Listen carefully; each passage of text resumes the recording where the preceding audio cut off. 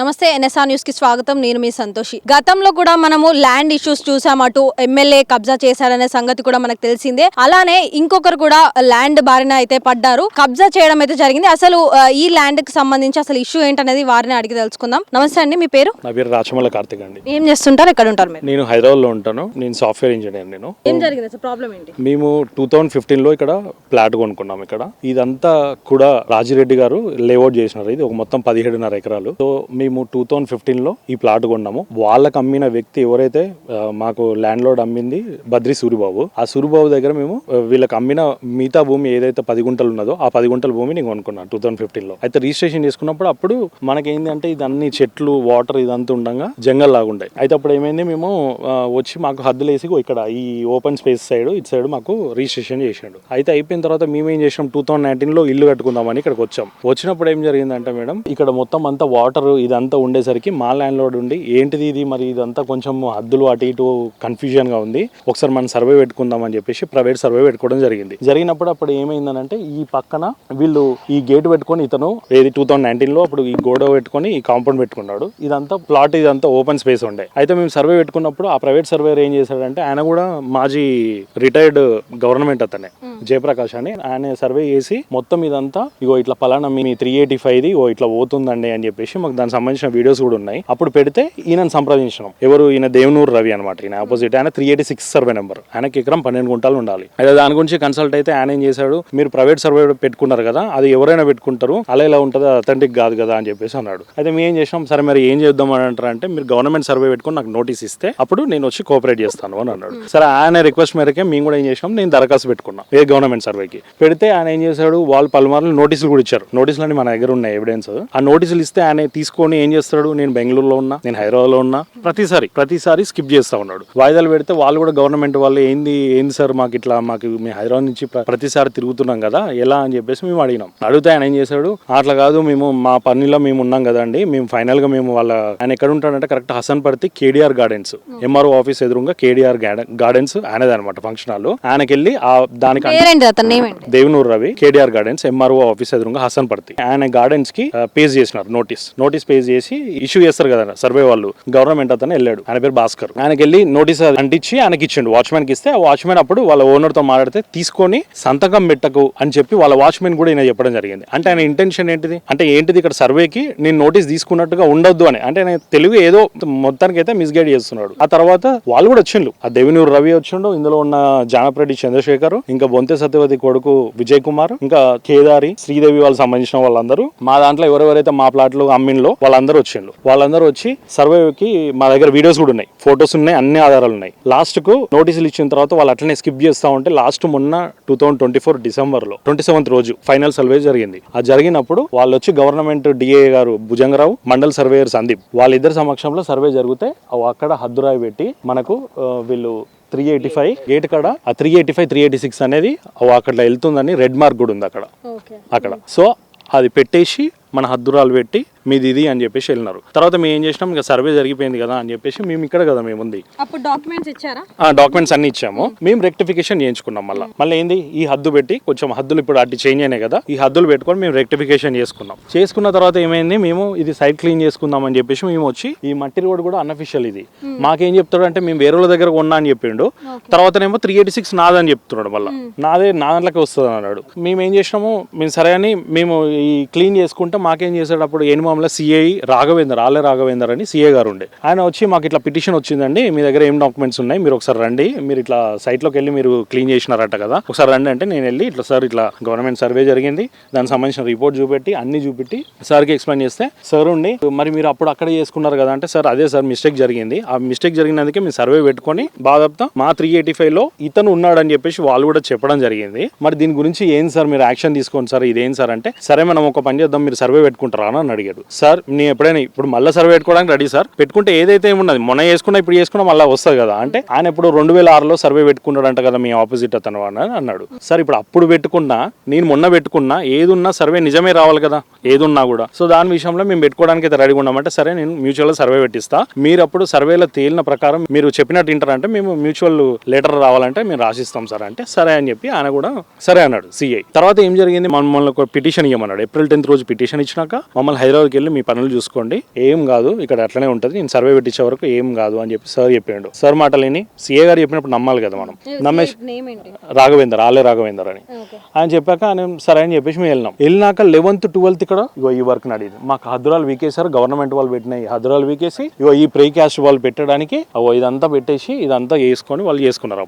అవన్నీ చెడిపారు మళ్ళీ. అది చూడండి మీరు, అదంతా మొత్తం రోజు చెడుపుకుంటూ వాళ్ళు వచ్చారు. అయితే మేము ఏం చేసాం, మాకు మా వెల్ విషర్స్ ఇక్కడ చెప్పారు, ఇట్లా మీరు చేస్తున్నారా, ఇట్లా ఏంది ఇక్కడ ఏదో వర్క్ నడుస్తుంది మీ సైట్లో అంటే, మేము మా ఫాదర్కి మేము హైదరాబాద్లో ఉండే మా ఫాదర్కి ఫోన్ చేసి చెప్తే మా ఫాదర్ ఇక్కడికి వచ్చి 100 డైల్ చేసి వర్క్ ఆపిండి. ఇక్కడ వర్క్ ఆపిస్తే అప్పుడు వెళ్ళి మా ఫాదర్ వెళ్ళి రాఘవేంద్ర సార్ కూడా అడిగితే నేనేం చేయాలని, నేను మీ సైట్ కాడ కావాలి కాయాలా అని చెప్పేసి సార్ అప్పుడు కొంచెం ర్యాష్గా మాట్లాడండి ఫాదర్తోని. నేను అప్పటికి నేను ఫోన్ చేసిన, సార్ ఏం సార్ సర్వే పెట్టిస్తా అన్నారు కదా సార్ అంటే, సర్వే పెట్టిస్తే ఎవరు వెళ్తే వాళ్ళు వెళ్తుంది కదా, నువ్వు ఎందుకు భయపడుతున్నావు కార్తీక్ అని చెప్పి కూడా అన్నాడు. సార్ కరెక్టే సార్, కానీ వాళ్ళు ఎట్లున్నదో అట్లనే ఉంచాలని మీరే అన్నారు కదా, మీరు అట్లా చేస్తారు సార్ అంటే, నాకు కూడా తెలియదు, నేను మళ్ళీ పిలిచి మందలిస్తాను అన్నాడు. అయిపోయింది. మళ్ళీ తెల్లారు వచ్చి 13th రోజు మళ్ళీ ఒక పిటిషన్ ఇచ్చాను నేను. ఆ పిటిషన్ కాపీ నెంబర్ నా దగ్గర అన్ని ఉన్నాయి, డీటెయిల్స్ అన్ని ఉన్నాయి. అయితే ఉన్న తర్వాత ఏం చేశాడనే మళ్ళీ వర్క్ ఆపించాడు. ఇట్లనే ఉంది వర్క్, ఇట్లా ఆపించేసి మళ్ళీ తర్వాత ఒక 2-3 డేస్ మళ్ళీ కొన్ని డేస్ తర్వాత మళ్ళీ ఎర్లీ మార్నింగ్ 6 o'clock ఇక్కడ మళ్ళీ వర్క్ స్టార్ట్ చేయడానికి ఒక ట్రాక్టర్ వచ్చింది. అప్పుడు మళ్ళీ 100కి ఫోన్ చేశాను నేను. ఫోన్ చేసి ఏంది ఇది ఇట్లా మీరు సిఎస్ఆర్ చెప్పినాక కూడా మీరు అట్లా ఉంటుంది అంటే, మాకు సిఎస్ఆర్ వర్క్ చేసుకోమన్నారని చెప్పి వీళ్ళు చెప్పారు. ఇందులో ఉన్న వాళ్ళు ఎవరైతే ఇది చేస్తున్నారో దేవినూరు రవి అండ్ అదర్స్ వీళ్ళందరూ, జానపరెడ్డి చంద్రశేఖర్. అయితే తర్వాత ఏమైంది, ఇంతలో సిఐ ట్రాన్స్ఫర్ అయ్యి వెళ్ళిపోయాడు. మొన్న ట్రాన్స్ఫర్స్ జరిగినాయి కదా. సో అయితే నేను వెళ్ళి ఏసీపీ సార్ని కూడా కలిస్తే డీసీపీ సార్ని కూడా కలిస్తే సార్ ఏం చేశారంటే ఎంక్వైరీకి ఏసీపీ సార్కి రాశాడు. అప్పుడు వెళ్ళి పాత సార్ తిరుపతి సార్ ఉంటే సార్ని ఫాలోఅప్ చేసిన. వెళ్ళి సార్ మరి మాకు న్యాయం చేయండి సార్, ఇట్లా ఉన్నది సార్ అంటే, సరే నేను ఒకసారి సైట్ విజిట్ చేస్తాను, ఏం జరిగింది మరి ఏంది నేను కూడా తెలుసుకోవాలి కదా అని అన్నాడు. సార్ ట్రాన్స్ఫర్ అయ్యి వెళ్ళిపోయింది ఆ సార్ కూడా. అయిపోతే మొన్న రీసెంట్ గా మళ్ళీ కొత్తగా ఏసీపీ సార్ కొత్త వెంకటేష్ సార్ వచ్చారు. నెక్స్ట్ ఇప్పుడు సిఐ సురేష్ సార్ ఉన్నారు, వీళ్ళందరూ ఉన్నారు అనమాట. అయితే మేము మళ్ళీ వెళ్ళి సార్ నాకు న్యాయం చేయండి సార్ ఇట్లా అని చెప్పేసి నేను వెళ్ళి రిక్వెస్ట్ చేస్తే, ఒకసారి sir Suresh sir SI sir ఇద్దరు వచ్చి సైట్ విజిట్ చేశారు మొన్న. చేసి అక్కడ మాది హద్దురాలు గవర్నమెంట్ వాళ్ళు పెట్టినాయి అది పీకేసి పడేసి ఇది పెట్టుకోవడం అది చూసారు, ప్లస్ అది అక్కడ మార్క్ పెట్టినారు, అది తుడిపేశారు. సో ఇదంతా వాళ్ళ ఇన్వెస్టిగేషన్ లో చూసి. ఇది ఎన్ని రోజులు అవుతున్నాయి ఇది పెట్టి మేడం కరెక్ట్ గా ఏప్రిల్ 11th రోజు ఇది పెట్టారు. మేము వీళ్ళు ట్రాన్స్ఫర్ అయిపోయింది మొన్న దగ్గర ఒక 1 month అవుతుంది. మేము 1 month నుంచి వీళ్ళను ఫాలోఅప్ చేస్తున్నాం. మొన్న కరెక్ట్ గా 10 days back CSR SI sir ఇక్కడికి వచ్చి చూసారు. ఇన్వెస్టిగేషన్ లో వాళ్ళకి అర్థమైంది ఏంటంటే, గవర్నమెంట్ పెట్టిన హద్దురాలు పీకేషన్ లో ప్లస్ అడ్డిషన్లో ప్లస్ మా వీడియోస్ కూడా చూసారు వాళ్ళు. చూసిన తర్వాత వాళ్ళకి ఏమని నిర్ధారణకు వచ్చిందంటే, సంథింగ్ వీళ్ళు తీశారు, ఇది క్రిమినల్ అఫెన్స్ అన్నట్టుగా సార్ వాళ్ళు అనుకున్నారు. తర్వాత ఏం చేశారు, ఆపోజిట్ వాళ్ళకి ఫోన్ చేశారు, దేవినూరు రవికి ఫోన్ చేసి మీ దగ్గర డాక్యుమెంట్స్ ఏమున్నాయో తీసుకొని రండి, లేకపోతే మీ మనిషిని ఎవరైనా పంపించండి అని అంటే, ఆయన ఏం చేసినాడు, నేను ఇప్పుడు పంపిస్తా 4 రోజులు ఆగండి 3 రోజులు ఆగండి, నేను బయట ఉన్నా, హైదరాబాద్ ఉన్నా, బెంగళూరు ఉన్నా అని చెప్పాడు. వాళ్ళు అప్పటికి అంటే ఆయన సంబంధించిన ఏదో వాళ్ళకు ఎకరం 12 గుంటలు ఆయన భూమి, ఆయనకు ఉన్నాయి డాక్యుమెంట్స్, లేవని కాదు కానీ మన దాంట్లో ఉన్నాడు. ఆయన పక్క జరగాలి, అసలు పక్క జరగకుండా ఇక్కడ ఇందులో మన దాంట్లో ఉండి ఇది నాదని క్లెయిమ్ చేస్తున్నాడు. ప్లస్ మళ్ళీ ఆయనకు ఉండాల్సింది ఎకరం 12 గుంటలు అయితే ఇంకా ఎక్స్ట్రా 8 గుంటలు ఎక్స్ట్రా వస్తుంది. ఇప్పుడు మీకు ఒక 100 గజాలు ఉన్నది అనుకోండి, 100 గజాలే ఉండాలి, కానీ 200 గజాలలో మీరు ఉన్నారనుకోండి, ఇంకా ఎక్స్ట్రా 100 గజాలు ఎక్కడ వచ్చినాయి అంటే మీరు చూపెట్టాలి కదా దానికి సంబంధించి. మరి ఎట్లా ఎక్కువ వస్తుంది, ఆయనకు ఎకరం 12 గుంటలే ఉండాలి కదా, ఎక్కువ ఉంది ఆయనకు ల్యాండ్. అదే విషయము మేము వాళ్ళని అడగడం జరిగింది. సార్ వాళ్ళు కూడా చూసి ఓకే వాళ్ళు కొలవలేదు, కానీ కాకపోతే ఇక్కడ క్రిమినల్ అఫెన్స్ అయితే జరిగిందని చెప్పి వాళ్ళకి ఫోన్ చేస్తే వాళ్ళు అసలు రాలేదు. అప్పటికి మళ్ళీ 27th అన్నాడు. వాళ్ళు ఏదో మాకు కేవిట్ పంపించారు, మేము దానికి రిప్లై ఇవ్వాలి కాబట్టి మేము కోర్టుకి రిప్లై ఇచ్చాము. అది కేసు అయింది, ఇప్పుడు సివిల్ కేసు అది ఉంది. అది అయిన తర్వాత మేము ఏం చేసాము, సార్ మరి ఇట్లా ఉన్నా సార్ ఏంది సార్ అంటే, ఆయన ఉండే అన్నాడు నేను ఇప్పుడు రాలేను, నేను తర్వాత వస్తాను అని చెప్పి ఇట్లనే చేస్తే, సార్ వాళ్ళు ఏం చేశారు, ఈయన ఇప్పటికి ఇట్లనే తప్పిస్తున్నాడు కదా, రావట్లేదు కదా అని సార్ వాళ్ళు చూసి ఛాన్స్ ఇచ్చారు. 2-3 times ఛాన్స్ ఇచ్చి తర్వాత వాళ్ళు కేసు బుక్ చేశారు. ఇంకో ఎఫ్ఐఆర్ కూడా ఇది మేడం, ఈ ఎఫ్ఐఆర్ కాపీ కూడా ఇది మొన్న అయిన తర్వాత ఏమైంది, ఇందులో చెప్పాను కదా జానపరెడ్డి చంద్రశేఖర్ అని ఇది ఎఫ్ఐఆర్ 27th రోజు ఎఫ్ఐఆర్ అయింది. ఆయన ఏం చేశాడు, అప్పటికే మమ్మల్ని బెదిరించాడు చాలాసార్లు. ఇక్కడ పడుతుంటే మేము అడ్డం పట్టాం కదా, అప్పుడు అంటే వాళ్ళ బ్రదరు ఆయన ఏసీపీ అంట హైదరాబాద్, ఆయన పేరు జానపరెడ్డి విజయసారథి.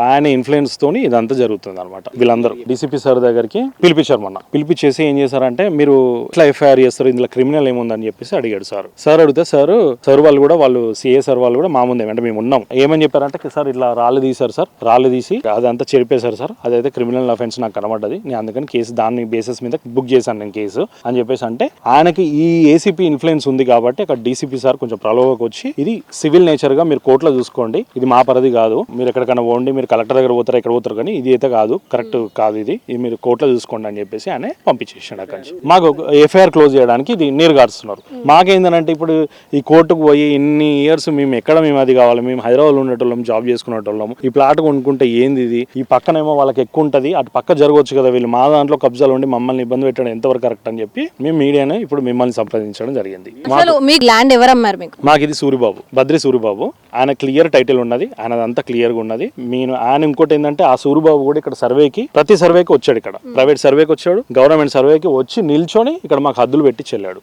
ఆయన తప్పు ఏం లేదు. ఆయనకు ఇంకోటి ఏంటంటే వెలిగేటి రాజిరెడ్డి వాళ్ళకు ఈ కుడా లేఅవుట్ వెంచర్ కి అమ్మింది కూడా తనే. అందులో మిగులు ఏదైతే భూమి ఉందో అది మేము కొనుక్కున్నాం. అంటే పోలీస్ వాళ్ళ ఇన్వాల్వ్మెంట్ తీసుకొని వాళ్ళ సపోర్ట్ తీసుకొని ఇదంతా చేస్తున్నారు. ఎగ్జాక్ట్లీ చెప్పాను కదా, ఏసీపీ విజయ్ సారథి జానపరెడ్డి ఆయన ఇన్ఫ్లుయెన్స్ వల్లనే ఇప్పుడు ఇదంతా అవుతుంది, మాకు బెదిరిస్తున్నాడు. అందుకే ఇక మేము తప్పక చివరిగా మీరు ఏం కోరుతున్నారు అసలు? మేము చివరిగా కోరుకునేది ఏంటంటే మేడం, మాకు ఇది సర్వే ఇప్పుడు మేము మళ్ళీ సర్వే పెట్టుకోవడానికి రెడీ. ఇప్పుడు ఆయనే మేము వచ్చి మనం బోత్ ద పార్టీస్ సర్వే పెట్టుకుందాం, ఎట్లా వస్తుందో అట్లా ఉందాం. లాస్ట్ సర్వే ఎప్పుడు జరిగింది? మొన్న 2024 డిసెంబర్ 27th. కరెక్ట్ గా చెప్పాలంటే 6 months కూడా అవ్వట్లేదు, అది జరిగి 6 months అవుతుంది సర్వే. మళ్ళీ సర్వే పెట్టుకోవడానికి కూడా రెడీ మేము.